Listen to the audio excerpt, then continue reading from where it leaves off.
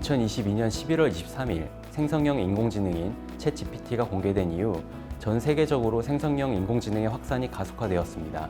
대중들뿐만 아니라 정부에서도 생성형 인공지능의 활용성과 높은 가치 창출 가능성에 집중하였으며 생성형 인공지능의 미래 위협에도 큰 관심을 보이기 시작하였습니다. 마이크로소프트와 오픈 AI를 시작으로 구글, 네이버, 카카오 등과 같은 국내의 빅테크 기업들은 대규모 언어 모형을 개발하고 워드 이미지 생성 등 다양한 분야에서의 적용 방안을 제시하였습니다.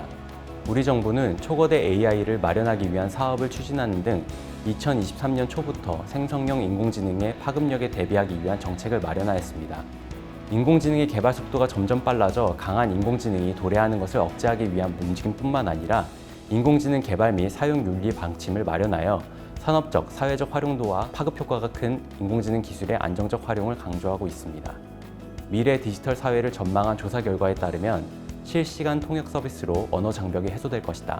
빅데이터를 활용한 위험 관리 서비스뿐만 아니라 최적의 맞춤 서비스가 발달하고 인공지능 로봇 산업 또한 발달할 것으로 나타났습니다. 또한 기술 발달에 따른 양극화 심화와 계급 고착, 가짜 정보의 확산과 인공지능에 대한 불신 증가가 미래 사회에 나타날 수 있는 위기로 전망되었습니다. 대중들은 미래의 인공지능이 구현할 편리하고 효율적인 미래를 반기는 한편 인공지능이 야기할 안전 문제와 사회 문제에 대해 깊은 우려를 가지고 있습니다.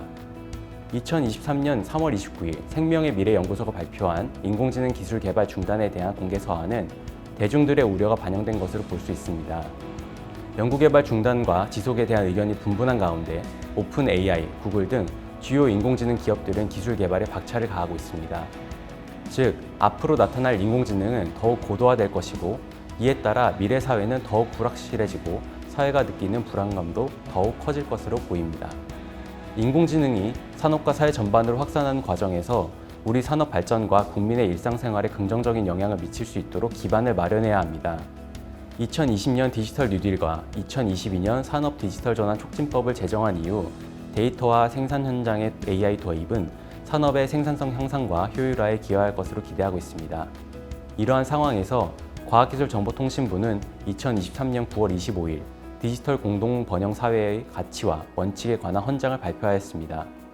인공지능을 중심으로 전환을 맞이할 디지털 시대의 기술 혁신이 사회 번영에 기여하기 위해 필요한 기준과 원칙을 제시한 것이죠. 디지털 권리장전을 시작으로 향후에는 인공지능의 산업적 활용에 관한 이해관계자와 활용 계획을 고려한 구체적인 가이드라인을 마련할 필요가 있겠습니다. 인공지능에 대한 접근성과 사용성을 향상하고 인공지능에 대한 국민들의 기대가 커지는 상황에서 사이버 보안을 비롯한 윤리적 활용 방안을 구체화하는 노력이 필요합니다. 인공지능을 활용하면서 발생할 수 있는 사회적, 윤리적 문제를 모두 고려할 필요가 있겠죠. 특히 향후 고도화될 생성형 인공지능은 저작물에 대한 소유권이 쟁점화될 것입니다. 저작물에 대한 소유권을 생성형 인공지능을 만들어낸 기업이나 생성형 인공지능을 활용한 사용자에게 부여할 것이지만 결과물의 가치에 따라서 소유권 주장도 달라질 수 있습니다. 따라서 아직 생성물의 불확실성이 높은 상황에서 선제적으로 가이드라인을 마련해 둘 필요가 있겠습니다. 인공지능이 우리 삶에 안착하기 위해서는 가이드라인 마련과 동시에 인공지능이 사람을 지원할 수 있는 신사업 발굴을 추진해야 합니다. 인공지능은 데이터 분석, 자동화 등 산업적 활용 가치가 상당할 것으로 보입니다.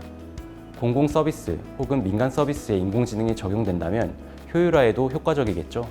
하지만 기존 프로세스나 서비스를 대체하는 수준에 그치지 않고 인공지능을 융합한 신사업을 선도하기 위한 연구 개발 전략도 필요합니다. 가상작업, 워드 및 이미지 생성을 활용할 수 있는 기존 산업에 대한 연구가 필요합니다. 제조, 서비스업에서 인공지능의 활용 방안을 확보하기 위한 수요를 바탕으로 연구개발 및 실증도 지원해야 합니다. 인공지능 신사업 발굴 및 실증 사례 축적과 동시에 국내 인공지능 기업들의 글로벌 진출도 지원해야 합니다.